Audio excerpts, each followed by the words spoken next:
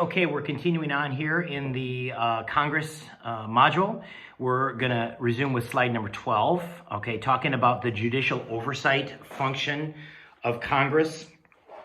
If you go to slide number 12, you'll see that there, this is in the Constitution, Article 3, Section 2. It says this: in all other cases before mentioned, the Supreme Court shall have appellate jurisdiction, both as to law and fact, with such exceptions and under such regulations as Congress shall make. So the Supreme Court is an appeals court, okay? In other words, it is the court of final appeal of lower court decisions in the federal level, okay?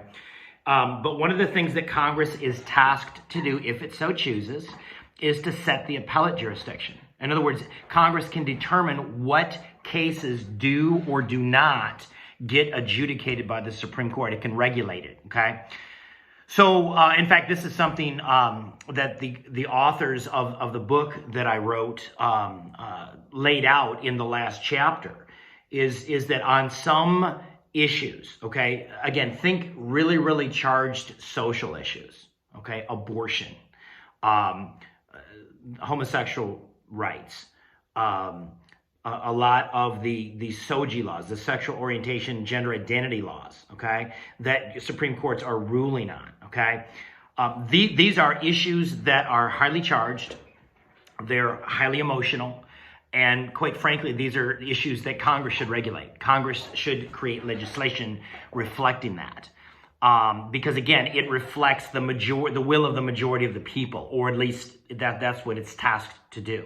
When the Supreme Court rules on decisions like that, it takes it out of the hands of the people. It takes it out of the hands of democracy and representation of what the people really want, and you subvert it, okay? So one thing that Congress could do, again, based on the Constitution, is limit or say, hey, listen, on issues with regards to abortion, with regards to SOGI laws, with regards to homosexual issues, with regards to issues pertaining to euthanasia, okay? I mean, there's all kinds of social issues that arise. The Congress could say, listen, the Supreme Court cannot rule on that. That is the province of Congress, and we're going to rule on it, okay? It hasn't, but it can. Okay, this is a constitutional power that Congress can, flex its muscles and begin to regulate. Okay, a big reason why they don't, just think it through, is because a lot of times they're squeamish to weigh in on these issues because, again, it's highly charged, they're highly emotional. I might not get reelected if my views on a particular issue are made known to my constituents. So they're very content just to punt and let the courts do it, okay? Who are the losers?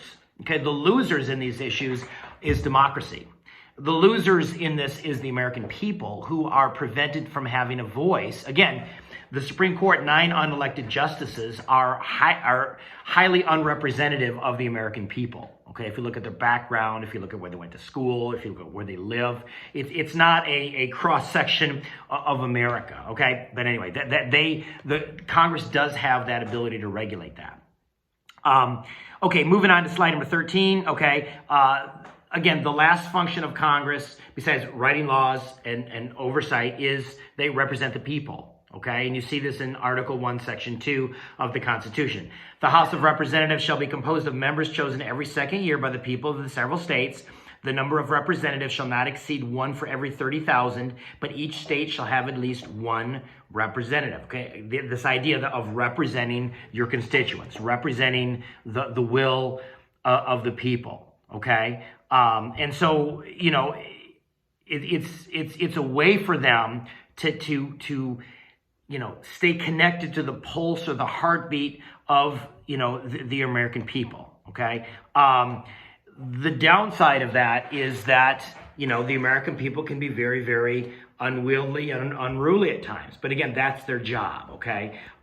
In fact, if you look at slide number 14, this is a quote from Federalist 55 from James Madison. He said, in all very numerous assemblies of whatever character composed, passion never fails to wrest the scepter from reason. Had every Athenian citizen been a Socrates, every Athenian's assembly would still have been a mob. Okay, so when we're talking about representation, okay, in other words, the Constitution says 1 representative for every 30,000 people within a state, okay? If we truly had that ratio upheld in Congress today, Congress would be well over 10,000 people because we have 330 million people in our country, okay? In other words, it would be huge. And one of the reasons why Congress has been kept at the number it is, again, 435 for the House, 100 for the Senate, and this is since the 1930s, is because of this very concern that James Madison had, okay? In other words, in assemblies, the bigger they get, it can become somewhat mob-like. It can become very, very emotional. You can have almost like a mobocracy ruled by a mob and all of the passions and emotions, okay?